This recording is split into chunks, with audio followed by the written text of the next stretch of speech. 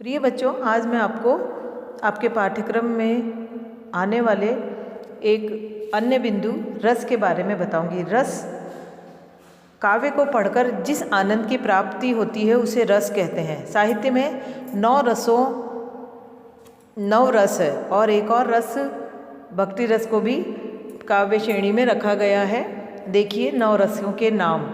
सर्वप्रथम नाम श्रृंगार रस, हास रस, करुण रस, रौद्र रस, वीर रस, भयानक रस, विभत्स रस, अद्भुत रस और शांत रस। किसी भी घटना या काव्य को, साहित्य को पढ़कर जिस आनंद की प्राप्ति होती है वह होता है ये 9 रस के रूप में। अब ये स्थायी रूप से इन रसों से हमारे हृदय में क्या भाव उत्पन्न होते हैं तो वो रस के स्थायी भाव कहलाते हैं। तो श्रृंगार रस से बच्चों रति भाव उत्पन्न होता है, हास्य रस से हास, करुण रस से शोक, रौद्र से क्रोध, वीर रस से उत्साह नामक स्थायी भाव उपस्थित होता है, भयानक रस से भय नामक स्थायी भाव उत्पन्न होता है, विभत्स रस से जुगुप्सा नामक स्थायी भाव उत्पन्न होता है, अद्भुत रस से आश्चर्य या विस्मय नामक स्थायी भाव उत्पन्न होता है और शांत रस से निर्वेद नामक स्थायी भाव हमारे हृदय में उत्पन्न होता है। अब देखना यह है कि इन स्थायी भावों को उत्पन्न करने का आलंबन क्या होता है, वो आलंबन कहलाता है। श्रृंगार रस का आलंबन है नायक और नायिका, नायक नायिका। हास्य रस का आलंबन होता है विचित्र वेशभूषा, आकार, निर्लज्जता इत्यादि। करुण रस का आलंबन होता है प्रिय व्यक्ति का नाश, पराजय, धन का नाश। रौद्र रस का आलंबन होता है विरोधी व्यक्ति या दुष्ट व्यक्ति। वीर रस का आलंबन होता है शत्रु, दीन, याचक आदि। भयानक रस का आलंबन होता है हिंसक पशु, शून्य स्थान, वन, शत्रु, अंधेरा इत्यादि। विभत्स रस का आलंबन होता है दुर्गंधित मांस, खून, वमन या जिसको कहते हैं उल्टी, मलमूत्र आदि। अद्भुत रस का होता है अलौकिक वस्तुएं, असाधारण घटनाएं, दृश्य, आलंबन। शांत रस का आलंबन होता है संसार की नश्वरता, आत्म तत्व का ज्ञान, मोक्ष की प्राप्ति इत्यादि। अब यह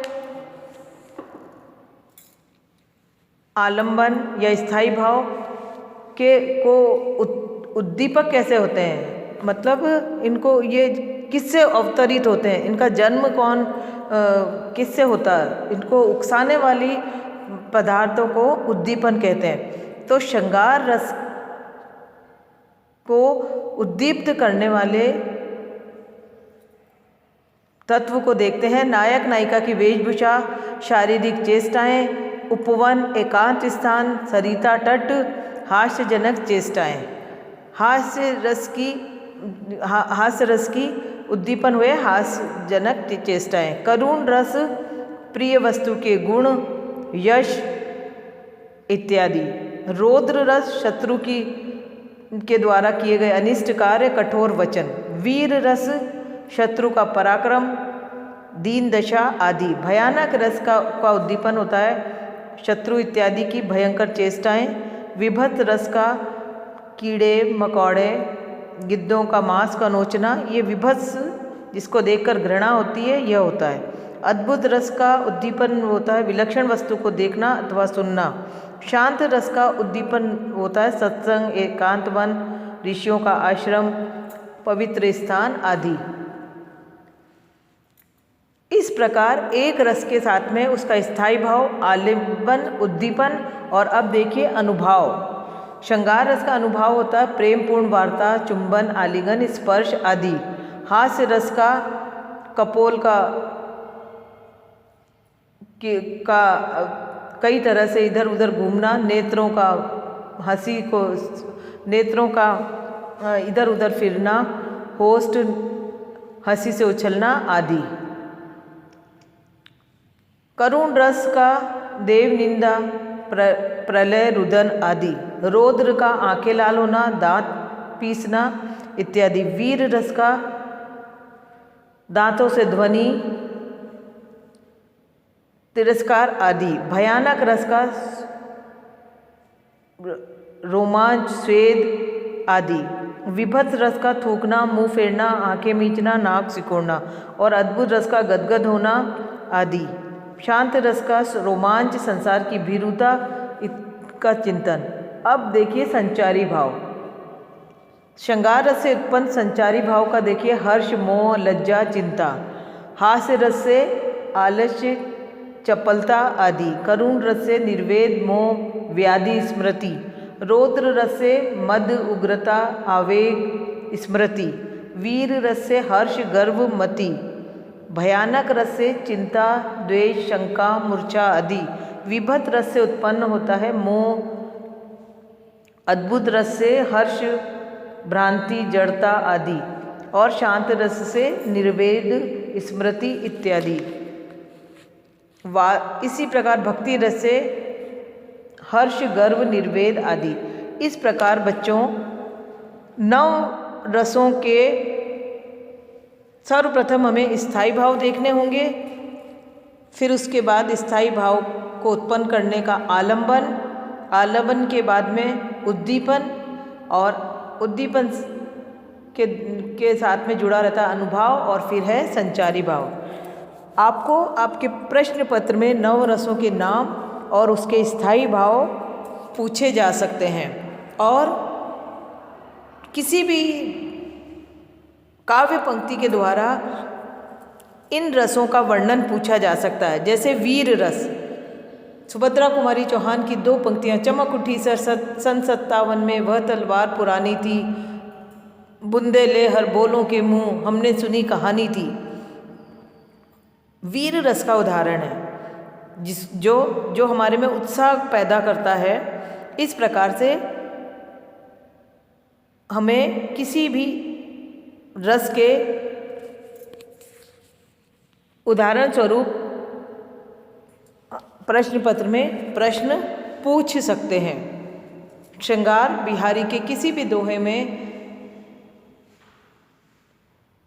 नायक और नायिका की सुंदरता का, आभूषणों का वर्णन श्रृंगार रस के उदाहरण के स्वरूप हम पेश कर सकते हैं। हास्य रस में काव्य की किसी भी पंक्ति को पढ़कर अगर आपको हंसी आती है तो वह हास्य रस का उदाहरण बन सकता है। जैसे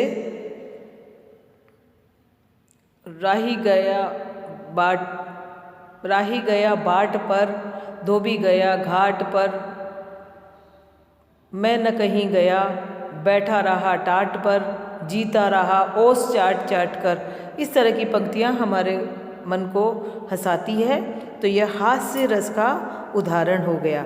इस प्रकार बच्चों मैंने आज आपको 9 रसों के नाम, उनका स्थायी भाव, मुख्य रूप से आपको रसों के नाम और उनके स्थायी भाव कंठस्थ करके हर रस की काव्य पंक्तियों का एक एक उदाहरण आपको याद कर लेना है। और आपके पाठ्यक्रम में यह एक प्रश्न पूछा अवश्य जाएगा। जैसे कि भक्ति रस का मेरी भव बाधा हरो, राधा नागरी सोए। श्रृंगार रस का उदाहरण बतरस लालच लाल की, मुरली धरी लुकाए, है ना। इस प्रकार से आप अपने इस रसों के अध्ययन को पूर्ण कर सकते हैं। तो बच्चों आज हमने आपने देखा रीतिकाल में काव्य शास्त्रीय संप्रदाय में रस संप्रदाय का सामान्य परिचय, जो आपके कोर्स में 12 नंबर का पूछा जाएगा, जिसमें रस, अलंकार संप्रदाय एवं परंपरा आएगी। तो आज हमने केवल रस संप्रदाय को देखा है। आपको आपके पाठ्यक्रम में इस तरह से भी तैयारी करनी पड़ेगी। रीतिकालीन काव्य के अर्थों, उनके कवियों के प्रश्नों, रीतिकाल के विषय में जानकारी, इसके अलावा कुछ संप्रदायों के भी क्वेश्चन आएंगे, जिसमें से रस आपके काव्य में पूछा जाएगा। धन्यवाद।